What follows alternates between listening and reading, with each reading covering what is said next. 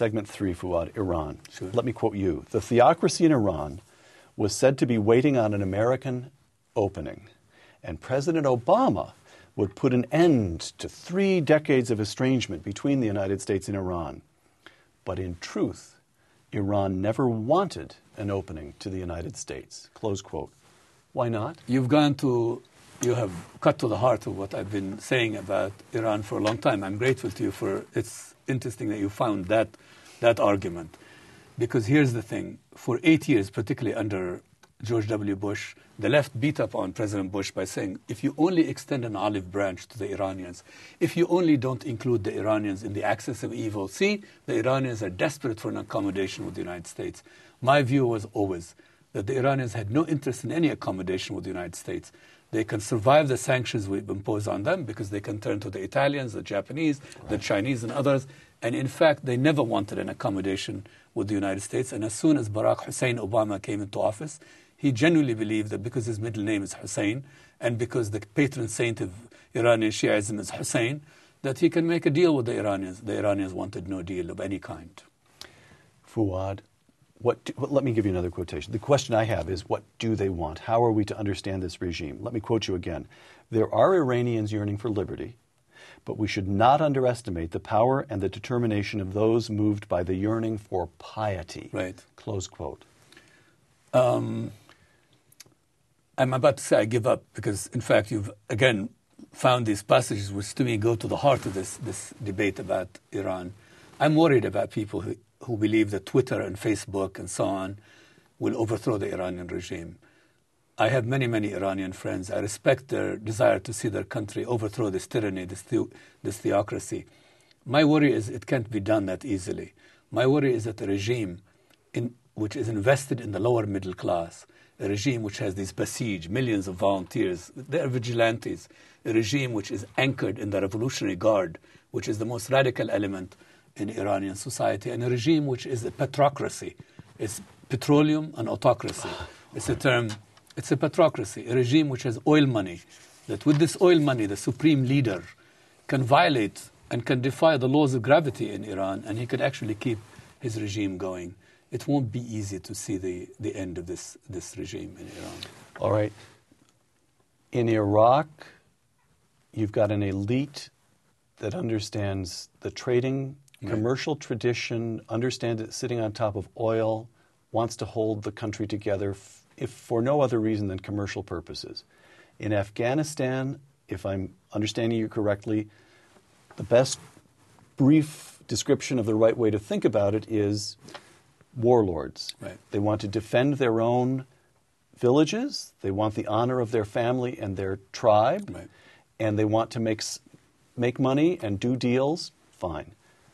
In Iran, what is it? Do they want regional dominance? Yeah. Do they want a Shia caliphate? Right. What do they want? Well, actually, the Shia part of the Iranian thrust for power is really minimized because the Iranians are hell-bent on showing other Muslims, meaning majority Muslims, meaning Sunni Muslims, that they're not a sectarian regime.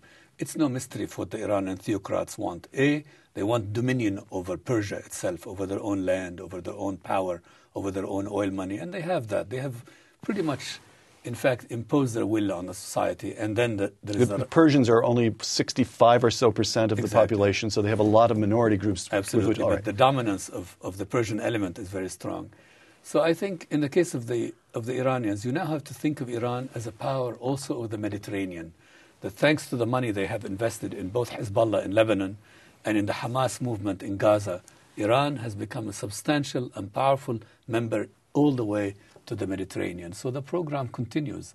The Iranians have an idea of themselves as a large, big, important nation, and they have an idea of the rights to acquire nuclear weapons, and they have an idea of their ability to awe and dominate the region around them, the Persian Gulf.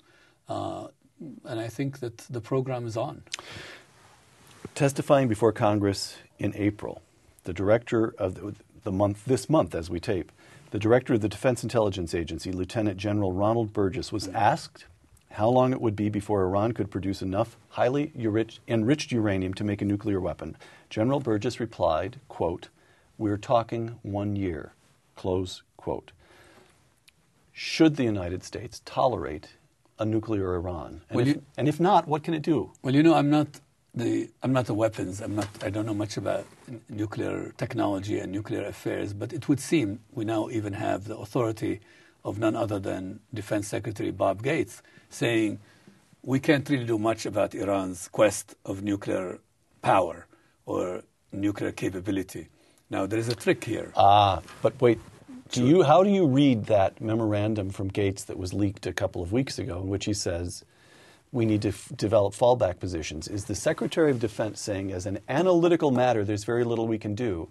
Or is the Secretary of Defense reading his Commander-in-Chief and saying, in effect, since you're not willing to go in and prevent them from acquiring nuclear weapons, we need to consider fallback positions? I think it's the former. I worry. You do? Yes. Right. I think Defense Secretary Gates is very interesting. He was always close to this big Brzezinski. That always worries me about him.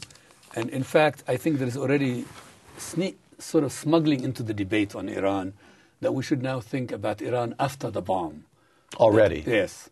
And anyway, there is something of a distinction between, like Iran could have the fuel, the design, the detonator, and it could, without getting into the so-called breakout phase, becoming a real nuclear power, it could be a virtual nuclear state without triggering the idea and the reality that it is now armed with nuclear weapons. I think it's a very dangerous business, and I think the options are not pretty. We either take it to the Iranians and try to stop their nuclear program and tolerate the collateral damage, if you will, the side effect, terrorism, radicalism, and the like. They will fight us in Afghanistan. We are close to them. They will make the life of our soldiers in Iraq more difficult. They have Hezbollah in Lebanon. They can strike at the Israelis through the Lebanese. They have plenty of ways of fighting back. They have plenty of ways of fighting back, but I agree with what then candidate Senator John McCain said. He said, hitting Iraq is bad, but there's one thing worse than hitting Iran, than attacking Iran, which is allowing Iran to become a nuclear power.